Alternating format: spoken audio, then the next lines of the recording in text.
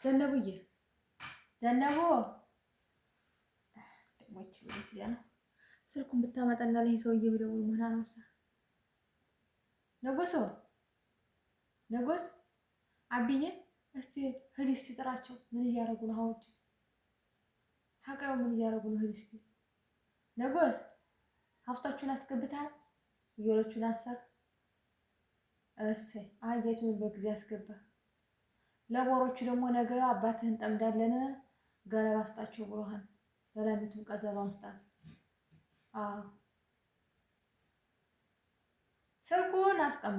ስልኩን አስቀምጡ አንቺ ለአባትሽ ደውይ ስልኩን ተቀበይና እሱ ደውይለት ምን ሆኖ ዛሬ ያመሸው ደግሞ አይዲሌ ደውይለት ምን አለሽ እየመጣ ነው በሉ በይ አንቺም ቡናውን እንትን በይ ቡናውን ጠጪ በይልክ እንዴት ዋለ ደህና ነህ ደህና ዋለህ እንደው ማምሻቱን ስራ ብለህ ይዘኸው ነው አይ ጉድ ኧረ እንደው መጠጣቱንም ጠጣ ችግር የለውም ጠጣ እንደው ግን ማምሻቱን ስራ ብለህ ይዘኸው ነው አንተ ምን አለብህ እኔ አሁን ልጆቹ ፊት ክፉና በጎ አንነጋገርም ግን ግድ የለም እንደው ይሄን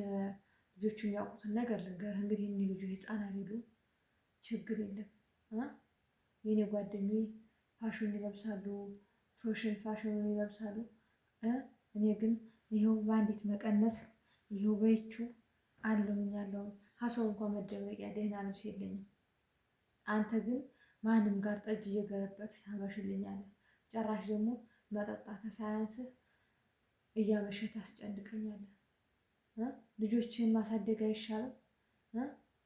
እያየህ ሰው በወጣው እየቀረ አንተ ግን በያው እያመሸህ እኔ ምን ሆኖ ይሆን እያልኩ ደግሞ ስልክ ሆኖ ነው የማይሰራው አይ ግድ የለም ሁሉም ስታጣው ይቆጭሃል በልም አሁን ነገ እንነጋገራለን ችግር የለውም ኧረ ምን ነው አንተ ሰውዬ በልማ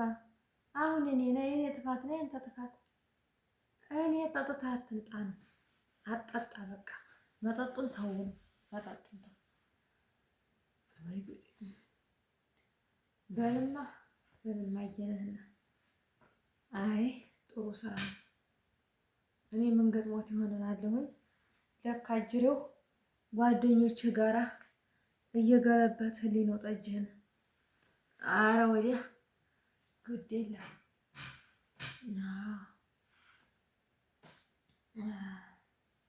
እንግዲህ ምን ይባላል ቡናውን ማጠጭና ልጅ እሱን ታይውና ዝም ብለሽ ቡናውን ታጣብ ማሁን ራታችንን እንብላ ስንጠብቅህ ነው ያመሸነው ምን አለ አንተ ምን አለብህ አንተ በላማ ዝም ብለህ የማይናገረው በላ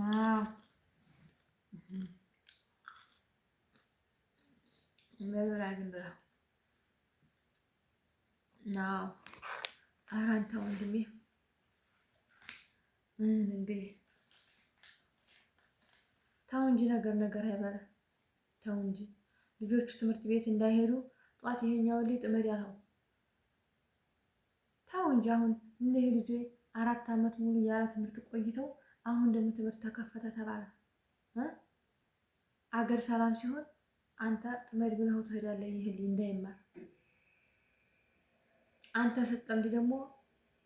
ዛሬ ትምህርት የለም ይባላል እነዚህ ልጆች